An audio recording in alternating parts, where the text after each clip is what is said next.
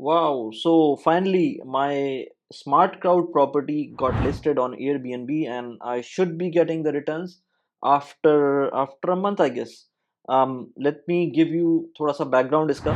तो basically मैंने smart crowd में इन्वेस्टमेंट स्टार्ट की थी कुछ अरसे पहले, और उस इन्वेस्टमेंट के टाइम पर मैंने मल्टीपल वीडियोस बनाई स्मार्ट क्राउड के ऊपर, क्योंकि ये जो प्लेटफॉर्म था और ये जो क्राउड फंडिंग का आइडिया था, ये मैं पहली दफ़ा इसमें इन्वेस्ट कर रहा था. तो वो मुझे थोड़ा सा इसमें अपना भी देखना था कि कितना वैलिडेट कर सकता हूँ मैं इसको, कितना ज़्यादा वैलिडेट कर सकता हूँ इसको मैं. तो जितना मैं वैलिडेट कर सकता था वो मैंने वैलिडेट किया. ये हाँ, वो मैंने वैलिडेट किया, और उसके बाद मैंने फाइनली छोटी इन्वेस्टमेंट से स्टार्ट किया इसके अंदर. तो मैंने ज़्यादा बड़ी इन्वेस्टमेंट नहीं की, लेकिन अब मैं प्लान कर रहा हूँ कि बड़ी इन्वेस्टमेंट करूँ. फर्स्ट जब मुझे रेंटल मिला, दूसरा भी रेंटल मिला, और उसके बाद अब जब एक प्रॉपर्टी उसकी 2 प्रॉपर्टीज़ में इन्वेस्ट किया था, अब उसमें से एक प्रॉपर्टी मेरी जा चुकी है एयरबीएनबी के ऊपर. मैं अभी उसकी उसकी लिस्टिंग भी दिखाता हूँ कि एयरबीएनबी पे लिस्ट होने के बाद वो कैसी लगती है प्रॉपर्टी. लेकिन 2 प्रॉपर्टीज़ में इन्वेस्ट किया था. एक प्रॉपर्टी उसके अंदर रेंटल के ऊपर थी, रेगुलर रेंटल के ऊपर, और एक प्रॉपर्टी उसके अंदर हॉलिडे होम थी, जो कि एयरबीएनबी पे लिस्ट हुई है. अभी मैं आपको वो पहले दिखाता हूँ. मैं आपको अभी स्मार्ट क्राउड में भी लेके जाऊँगा. स्मार्ट क्राउड के अंदर किस तरह से ये प्रॉपर्टी नज़र आ रही है, किस तरह से इसकी जो फाइनेंशियल्स हैं वो हैं. लेकिन मैं आपको अभी यहाँ ये दिखा रहा हूँ कि ये प्रॉपर्टी लिस्ट हुई है 571 दिरहम्स पर नाइट के ऊपर, and then of course on top of this जो उसकी फ़ीस वगैरह है वो अलग है. लेकिन इसके अंदर आपको जो आपको डिटेल्स मिल रही हैं वो आप देख सकते हैं. चेक इन आप स्टार्ट कर सकते हैं. इसकी लोकेशन दी हुई है एयरबीएनबी के ऊपर. होस्ट इसमें दिखाया हुआ है कि Gregory, yes, he is the host, and he has been जो देयर फॉर सिंस 2018. तो इसका मतलब है कोई प्रोफेशनल बंदे को उन्होंने रखा हुआ है. को होस्ट भी दिखाया हुआ है उन्होंने यहाँ पर. अब मुझे नहीं पता को होस्ट और होस्ट सेम है कि नहीं है, लेकिन these are the super hosts. और अच्छा, अब इसके अंदर थोड़ा सा मैं इसके अंदर तस्वीरें इसकी दिखाऊं, तो आप यहाँ पर ये देख सकते हैं.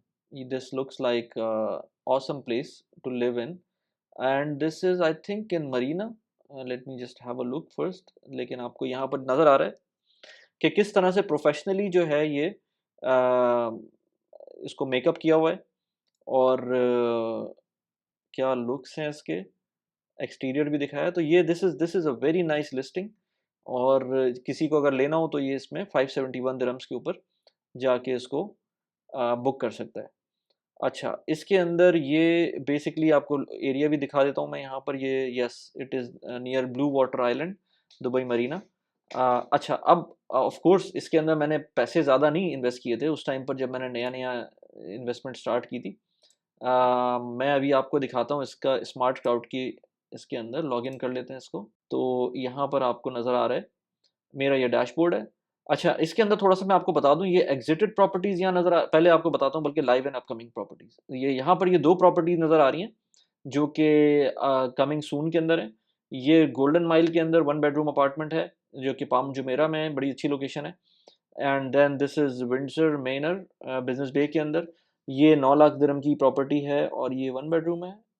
This it doesn't mention it some anywhere here. Anyways वो अंदर जाएँगे तो मिल जाएगा. एंड इसकी प्राइसेस लिखी हुई हैं यहाँ पर. अच्छा, यहाँ पर ये एग्जिटेड प्रॉपर्टीज़ हैं. दीज आर द प्रॉपर्टीज़ जो कि सेल ऑफ हो चुकी हैं, और अब ये इस पे लिस्ट नहीं रही हैं. और ये जो जो भी इन्वेस्टर्स थे इसके अंदर, उन्होंने इसमें इन्वेस्ट करके वो निकल गए इसमें से. आई मीन एग्जिट करके निकल गए. जस्ट जो भी इसके अंदर इसमें इनको इनको एप्रिसिएशन मिली होगी, वो सारे शेयर होल्डर्स को अकॉर्डिंगली डिस्ट्रीब्यूट हो गई होगी. अच्छा, अब फंडेड प्रॉपर्टीज़ के अंदर यहाँ पर ये नज़र आ रहा है कि ये पुरानी प्रॉपर्टीज़ हैं जो कि फंड हो चुकी हैं. मेरी जो 2 प्रॉपर्टीज़ मैंने इन्वेस्ट किया है, वो भी प्रॉब्ली यहीं पर कहीं होंगी, जो कि मैं बाद में देख सकता हूँ. लेकिन यहाँ पर ये आपको एक पूरी लिस्ट नज़र आ रही है. ऑलमोस्ट कितनी प्रॉपर्टीज़ नज़र आ रही हैं इसमें? इसमें 77 प्रॉपर्टीज़ नज़र आ रही हैं, जो कि फंडेड प्रॉपर्टीज़ हैं. अभी तक अगर आपको ये वीडियो अच्छी लग रही है तो प्लीज़ लाइक कर दें और सब्सक्राइब कर दें चैनल को. और मैंने इंग्लिश चैनल अभी रिसेंटली लॉन्च किया है, उसको भी जाकर सब्सक्राइब कर दें. अगर आपको इंग्लिश चैनल देखना है तो उसके अंदर भी मैं इसी तरह की बातें करता हूँ. Now let's get back to the video. Important बात बताऊँ आपको, अगर आपको इस प्लेटफॉर्म में इन्वेस्ट करना है तो आप मेरा रेफरल कोड यूज़ कर सकते हैं. नीचे 250 दिरहम्स आपको मिलेंगे अगर आप इस जो कोड डिस्क्रिप्शन में दिया हुआ है उसको यूज़ करके, बल्कि मैं यहाँ पर कहीं लगा भी दूंगा वो कोड. आप उसको यूज़ करके आप इसमें इन्वेस्ट करते हैं, तो आप मेरे ख्याल से एटलीस्ट, अब जो मैंने आपको दिखाता हूँ मैं कि मैंने कितने की इन्वेस्टमेंट की थी, लेकिन मैंने कम इन्वेस्टमेंट की थी, उसकी वजह से रिटर्न भी कम मिल रहे थे। अगर आप इसमें इन्वेस्ट करते हैं तो मेरे ख्याल से एटलीस्ट 2000 दिरहम प्लस की इन्वेस्टमेंट करें, पहली इन्वेस्टमेंट उसको देखें, 2-3 महीने उसको मॉडरेट करें, थोड़ा-सा उसको समझें चीज़ों को कि कैसे हो रही हैं, थोड़ी-सी इसकी स्टेटमेंट देखें, क्योंकि रिस्क भी अब अगेन रिस्क है इसमें। किसी भी इन्वेस्टमेंट के अंदर आपको रिस्क मिलता है, तो रिस्क उसी तरह से इसके अंदर भी है। वो रिस्क की बात भी करते हैं अभी। ख़ैर ये मैंने आपको इसमें दिखा दिया कि इसके अंदर ये प्रॉपर्टीज़ आपकी एक्जिस्टिंग प्रॉपर्टीज़ हैं और जो जो कि फंडेड प्रॉपर्टीज़ हैं। अब मैं आपको अपनी प्रॉपर्टी दिखाता हूँ, तो अगर मैं इन्वेस्टमेंट्स के अंदर जाऊँ, डैशबोर्ड में सॉरी मैं जाऊँ, तो इसके अंदर मेरी 2 प्रॉपर्टीज़ यहाँ पर माय इन्वेस्टमेंट्स के अंदर करंट प्रॉपर्टीज़ नज़र आ रही होंगी। ये 2 प्रॉपर्टीज़ में मैंने इन्वेस्ट किया है। बहुत थोड़ी-सी अमाउंट है जो मैंने इन्वेस्ट की है, थ्री 693 दिरहम्स एक जगह और 2484 दिरहम्स एक जगह, which I feel is not good at all. उसके आपको डिविडेंड रिसीव भी नज़र आ रहे होंगे, कितने कम-कम डिविडेंड्स हैं। लेकिन मैं आपको एक एक general example general ballpark figure दे दूँ, इसमें आपको समवेयर बिटवीन 5 टू 7% के करीब आपको रेंटल मिल सकता है। ये आपका मतलब जो भी आपने इन्वेस्टमेंट की होगी after deducting all the fees, तो ये आपको इतना रेंटल मिल सकता है। अच्छा, दूसरी बात ये कि नॉट ओनली रेंटल, आपको अगेन अपसाइड पोटेंशियल मिलता है इसके अंदर, अगर कोई भी प्रॉपर्टी एग्ज़िट करते हैं आप, तो उसके अंदर आपको अपसाइड पोटेंशियल मिलता है। अच्छा, मैं थोड़ा-सा इसके अंदर रिस्क्स की बात भी कर दूँ कि रिस्क इसमें क्या-क्या हो सकते हैं, क्योंकि जो भी आप इन्वेस्टमेंट करते हैं आपको उसका पूरा पता होना चाहिए कि इसमें क्या-क्या इश्यूज़ आ सकते हैं। तो सबसे इम्पोर्टेंट बात ये कि ये एक प्रॉपर्टी की इन्वेस्टमेंट है। इनफैक्ट कोई भी इन्वेस्टमेंट हो, आपको अगर आप किसी गवर्नमेंट सिक्योरिटी के अंदर नहीं कर रहे या किसी एक फिक्स एसेट के अंदर नहीं कर रहे, तो उसके अलावा कोई भी आप इन्वेस्टमेंट करेंगे, वो आपको लॉन्ग टर्म इन्वेस्टमेंट रखनी चाहिए। मैं स्टॉक की बात भी करता हूँ, तो मैं कहता हूँ एटलीस्ट 5 से 10 साल का पीरियड होना चाहिए आपके पास, जो आप उस पैसों को टच ना करें। डिविडेंड आप भले उसके यूटिलाइज़ कर लें, मैं वो भी नहीं करता, मैं उनको भी रीइन्वेस्ट कर देता हूँ। लेकिन आप उसके उस इन्वेस्टमेंट को टच ना करें। अगर आपको पता है कि ये पैसे आपको अगले 2 साल में चाहिए, तो उन पैसों को आप फिर ऐसी जगह पे इन्वेस्ट भी ना करें। मैं कभी भी वो पैसे नहीं लगाता जिनकी इमीडिएट मुझको ज़रूरत पड़ जाए अगले 3-4 सालों में, 5 सालों के अंदर। ख़ास तौर पे जो प्रॉपर्टी की इन्वेस्टमेंट होती है, ये बहुत ज़्यादा इल्लिक्विड इन्वेस्टमेंट होती है। अच्छा, इसके अंदर इसके अलावा ये कि लेट्स से अगर आपकी प्रॉपर्टी लेट्स से आप प्रॉपर्टी के अंदर इन्वेस्ट करते हैं और किसी भी प्रॉपर्टी के अंदर, नॉट ओनली स्मार्ट क्राउड, किसी भी प्रॉपर्टी के अंदर इन्वेस्ट करते हैं और फ़र्ज़ करें आपको कोई किसी भी वजह से आपका टेनेंट नहीं मिलता आपको, या लेट्स से आपको टेनेंट मिलता है, वो छोड़ के नहीं जाता प्रॉपर्टी, वो कब्ज़ा कर लेता है। ये कहीं भी हो सकता है, दुबई में भी हो सकता है, 6-6 महीने के लिए लोग कब्ज़ा कर लेते हैं। ऑल्दो कि उसमें एविक्शन लॉज़ वगैरह अच्छे हैं, लेकिन फिर भी ये भी हो जाता है। और वेस्टर्न कंट्रीज़ में तो अगर जो लोग वेस्ट से देख रहे हैं तो उनको पता है, बल्कि मैंने उस पे तो एक पॉडकास्ट में बात भी की थी यासीन के साथ कि किस तरह से कितना बड़ा इश्यू है वहाँ पर ये।